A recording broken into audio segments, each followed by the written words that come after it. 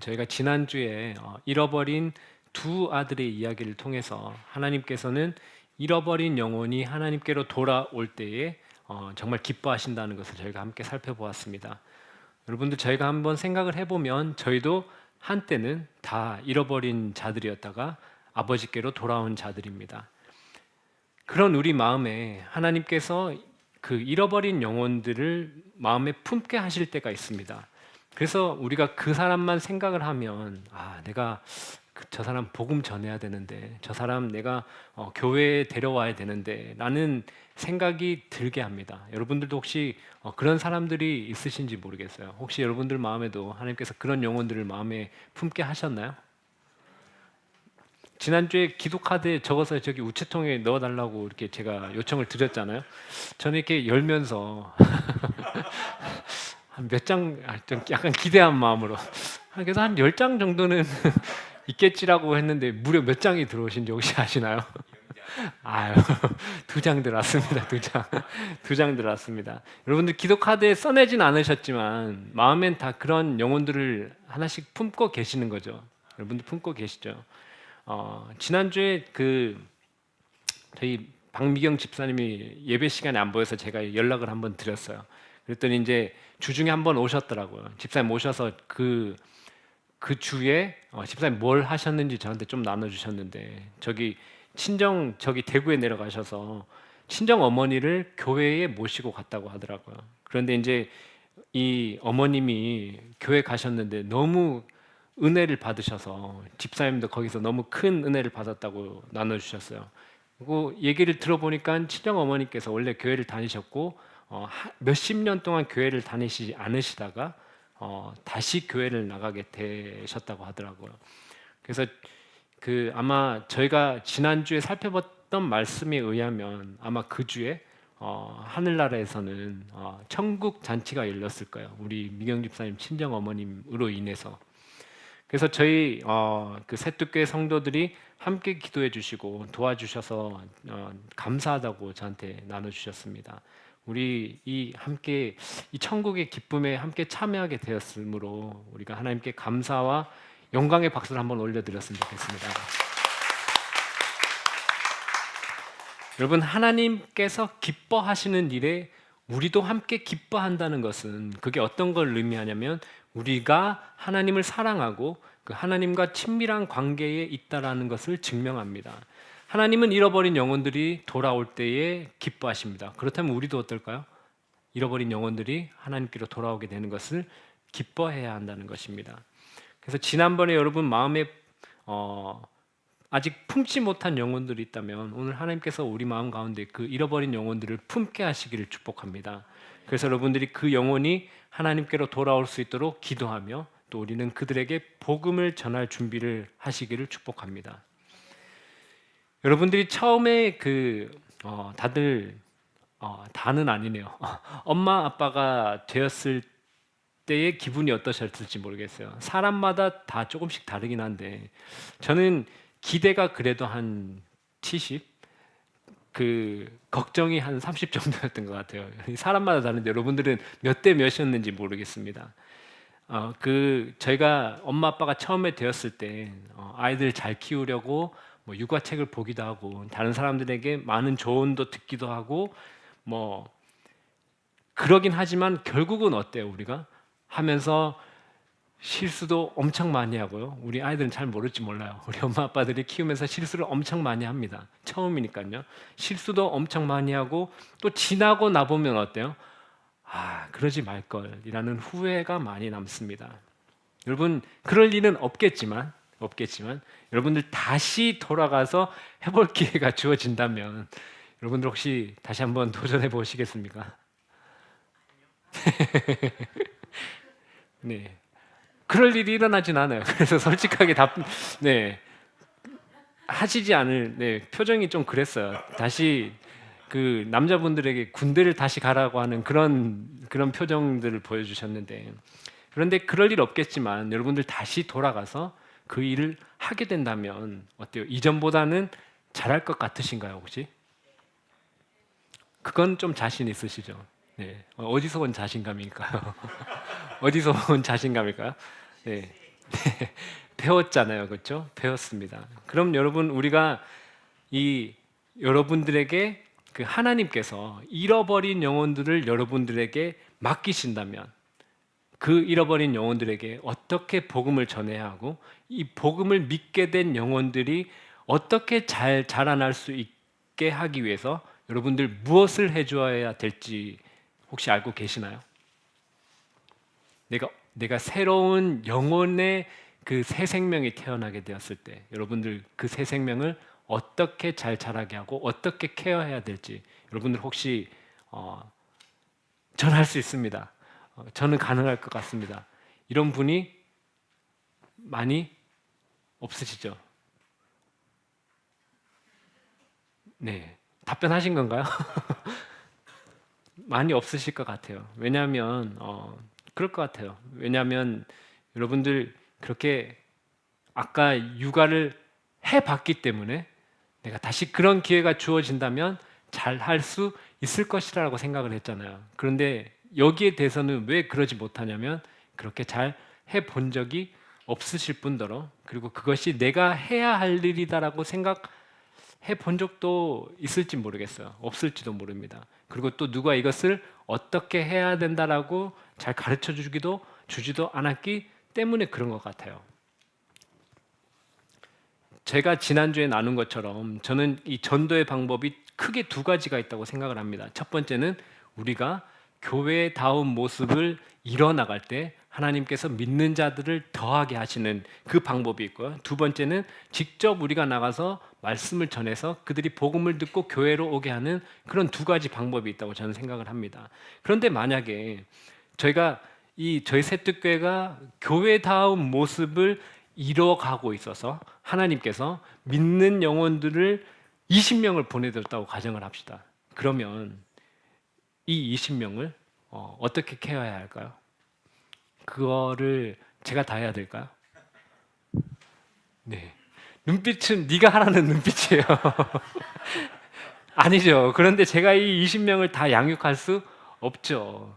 그러면 저희가 또 다른 교육자를 데려와야 되나요? 그게 아니잖아요.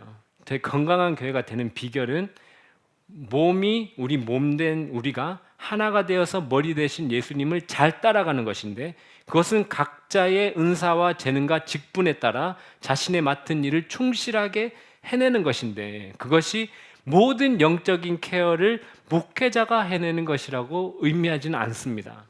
에베소서 4장에 보면 바울은 교회에 선물처럼 주신 직분들이 사도, 선지자, 복음 전하자, 목사, 교사라고 밝힙니다. 그리고 이 직분을 주신 이유가 첫 번째는 이들을 통해서 성도를 온전하게 하는 것이고요. 두 번째는 봉사의 일을 하게 하는 것이고 세 번째는 이것을 통해서 그리스도의 몸을 세우려 하심이라라고 바울은 말합니다. 그러니까 교회는 저 같은 목회자나 직분자가 원매조를 하는 것이 아닙니다. 성도 모두가 하나님께서 주신 은사와 재능과 직분에 따라 봉사하고 그리스도의 몸을 함께 세워나가는 것이 교회입니다.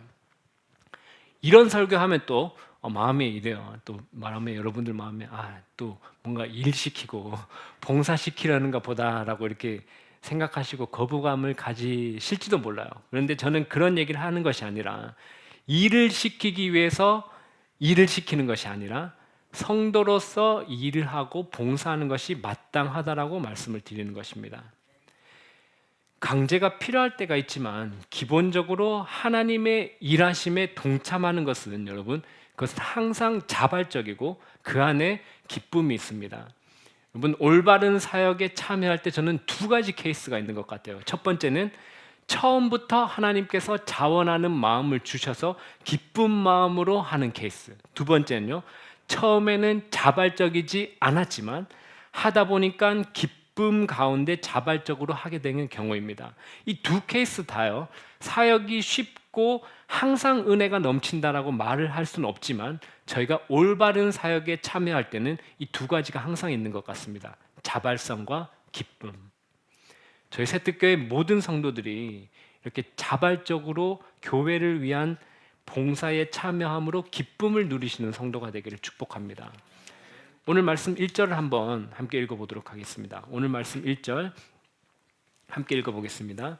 그러므로 우리가 이 직분을 받아 긍휼하심을 입은 대로 낙심하지 아니하고. 아멘.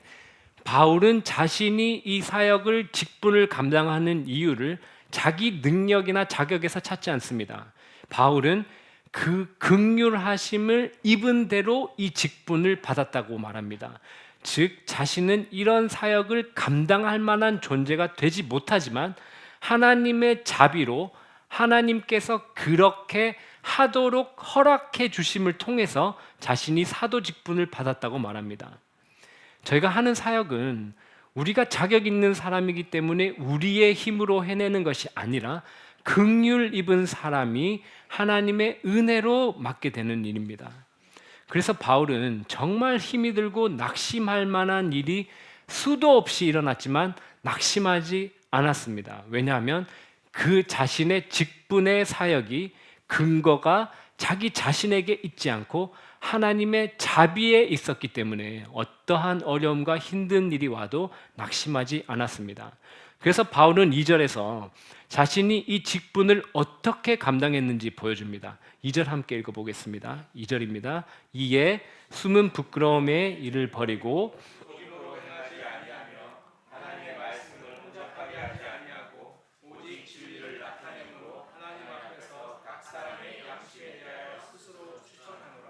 아멘. 바울이 고린도 후서 1장에 보면 자신이 겪은 환난에 대해서 설명하면서 이렇게 표현합니다. 힘에 겹도록 심한 고난을 당하여 살 소망까지 끊어지고 라고 표현을 합니다. 그러니까 이 바울이 얼마나 힘든 사역을 하고 있었는지. 바울이 약간 엄살 떠는 사람은 아니잖아요. 바울이 이렇게까지 얘기했다는 것은 그의 사역이 정말 힘이 들었다는 걸 바울이 표현하고 있습니다. 그런 힘든 사역을 하면서도 이렇게 표현했습니다. 그는 숨은 부끄러움의 일을 버렸습니다 라고 얘기합니다. 이게 어떤 의미냐면 바울이 이 복음 사역을 하면서 뒤에서는 은밀하게 금전적인 요구를 했다든지 자신의 이익을 꾀하지 않았다는 의미입니다. 바울은 또 이 복음 사역을 감당하는 데 있어서 속임으로 행하지 아니하였다라고 얘기합니다. 이 속임이라는 단어의 원래 의미가 교활함, 간교함, 사람을 자기 뜻대로 움직이려는 술수를 뜻합니다. 그러니까 이게 어떤 거죠? 이 마치 요즘에 이런 뉴스들이 나오는 것 같긴 합니다. 안타깝게도 간혹 몇몇 사역자들이 자신의 직분과 권위를 이용해서 사람들을 이 그리스도께로 인도해서 그리스도를 믿는 자리로 나가게 하는 것이 아니라 자기 뜻대로 움직이는 사람으로 만들려고 하는 그런 것입니다.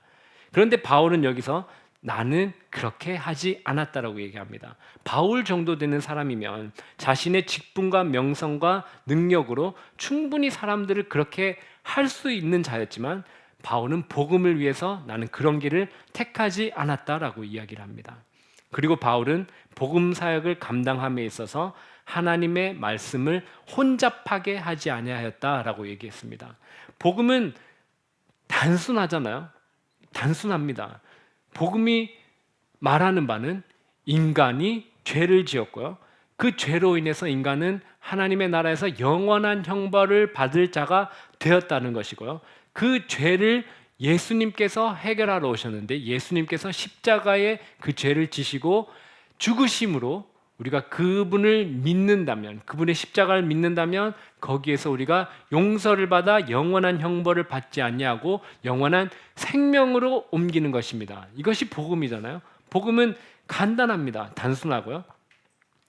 그런데 이 단순한 복음을 전하면서 마치 상품을 껴다가 파는 것처럼 예수님을 믿으면 건강해집니다. 반드시 사업이 일어나고요.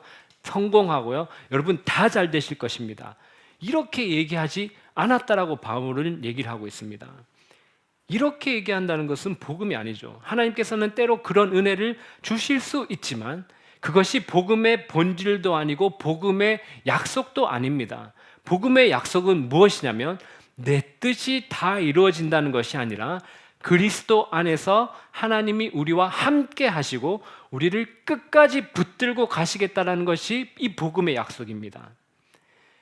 여러분, 바울이 복음을 전하면서 사용하지 않았던 방금 나눴던 세 가지 일들, 부끄러움의 일, 자기 이익을 구하는 그런 것들 아니고요. 속임수, 다른 사람을 조정하려고 하는 그런 것도 아니고요. 그리고 말씀을 혼잡하게 하는 것, 다른 상품을 껴서 하는 것처럼 하지 않는 이것.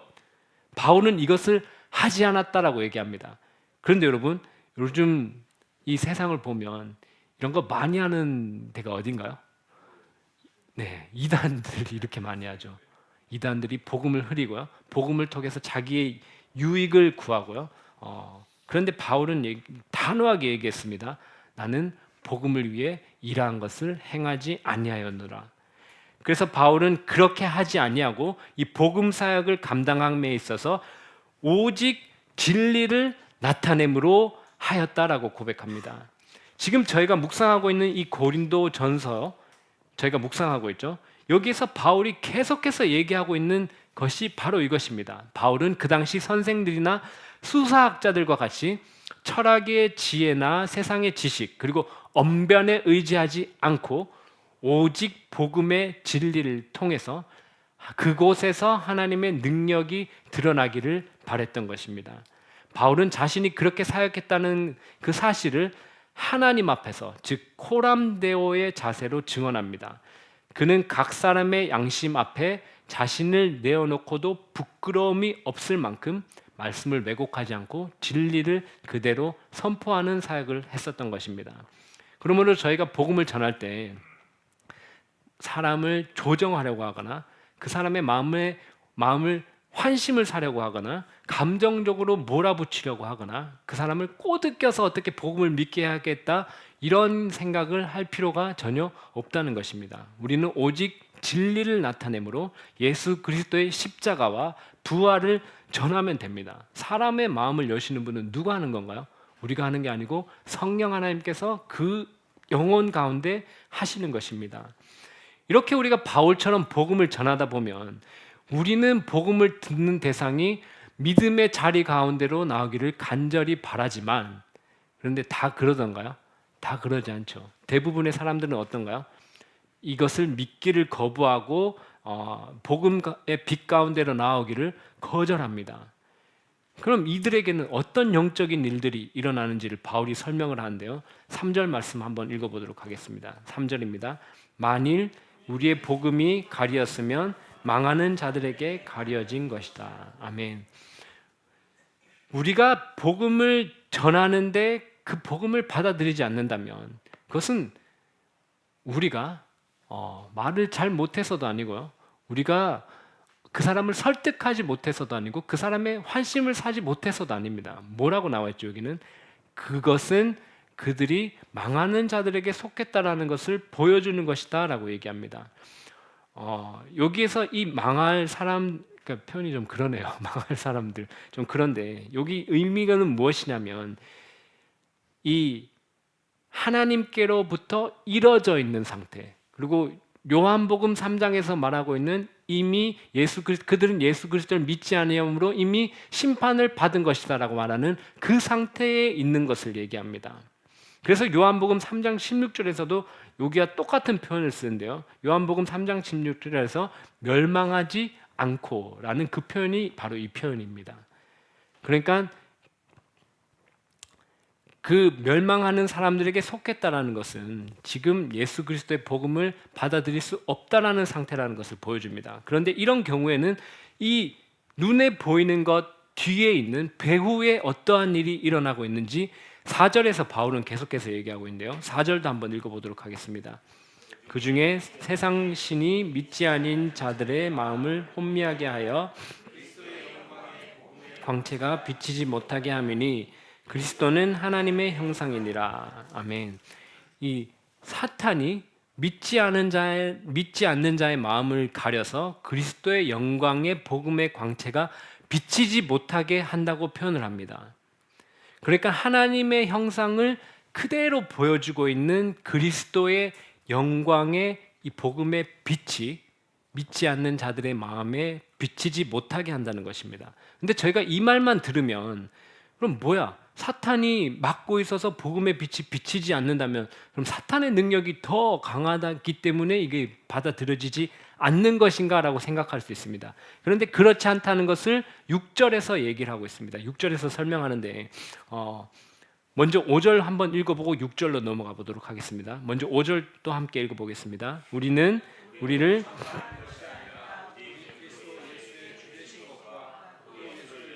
우리가 너희의 종된 것을 전파함이라. 아멘.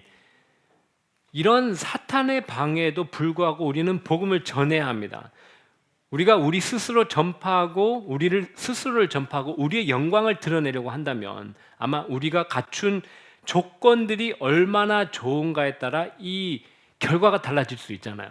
내가 얼마나 말을 잘하는가, 내가 얼마나 다른 사람들의 환심을 샀는가, 그거 조건들이 나에게 달려 있다면 내가 가지고 있는 조건으로 인해서 결과가 달라질 수 있는데, 여기서 말하는 건 우리는 우리 자신을 전파하는 것이 아니라 예수 그리스도를 전파하는 것이다 라고 얘기를 합니다. 그러니까 예수 그리스도를 전파하는 것이기 때문에 내가 가진 조건과는 상관없이 결과가 드러나게 되는 것입니다.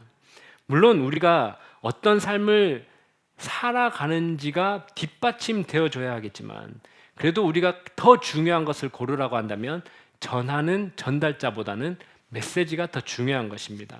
우리가 어떤 중요한 소식을 들을 때 그 소식을 전하는 사람의 말투나 부족함 때문에 그 소식 자체를 무시하진 않습니다. 만약에 의사가 생명을 살리는 처방을 한다면 우리는 그 의사의 말투가 조금 서툴러도 그 처방의 내용을 중요하게 듣습니다. 복음도 그러한 것 같아요.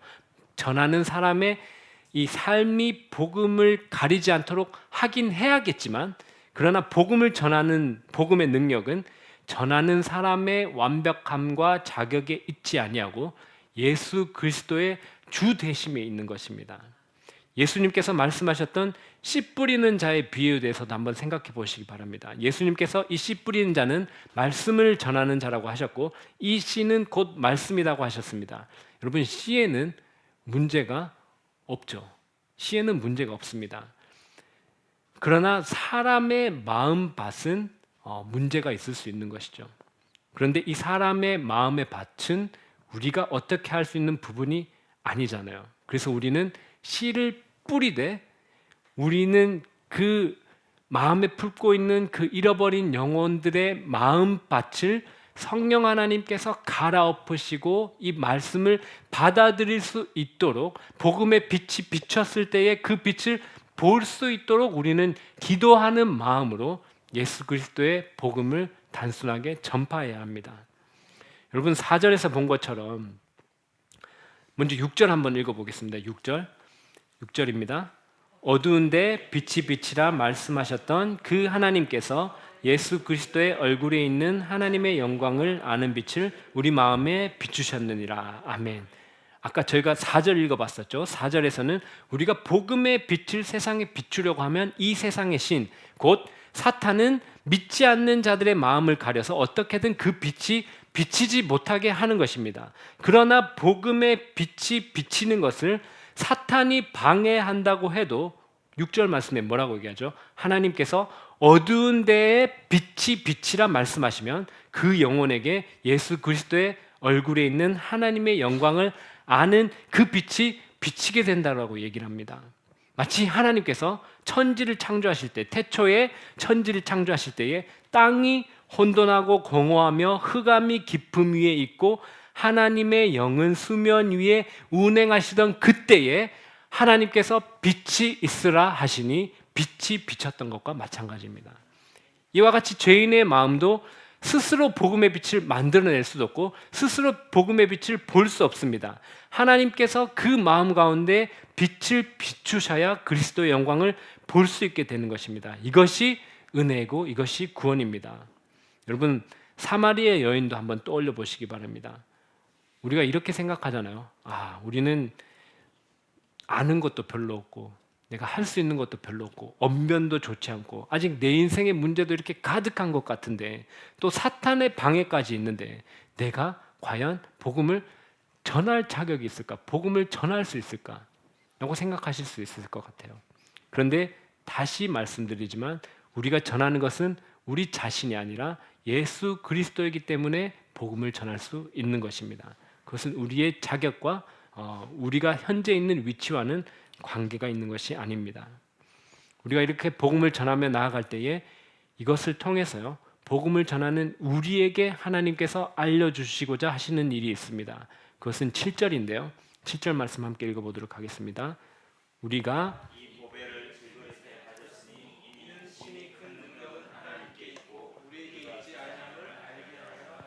아멘. 이런 방해와 내 안에 있는 자격 없음과 내가 할 수 없다라는 이 모든 것에도 불구하고 우리가 복음을 전할 때에 하나님께서 이것을 보여주시기를 원하신다는 것입니다. 7절. 여기서 보배는 무엇입니까? 앞에 문맥을 보면 예수 그리스도의 영광의 복음입니다. 하나님께서 우리 마음에 비추신 그리스도의 영광을 아는 빛입니다. 하나님은 이 복음의 이 귀한 보배를 어디에다가 지금 담으셨다고 얘기하나요? 질그릇입니다. 질그릇. 질그릇이 누구죠? 저희죠. 질그릇 여러분 뭔지 혹시 아시나요? 그 뭐 찰흙 같은 다 한 번씩 보셨을 거예요. 애들 어린이집에서 만들어 온 그 이상 대충 모양으로 만들어 온 그런 거 있잖아요. 그런 거예요. 그런데 그 복음의 보배를 하나님께서 어디 담으셨다고요? 질그릇. 우리에게 담으셨다고 얘기해요. 우리는 뭐라고요? 우리는 질그릇과 같은 존재예요. 깨지기 쉽고요. 그닥 보잘것없고요. 되게 귀한 것을 담을 만한 게 아니에요.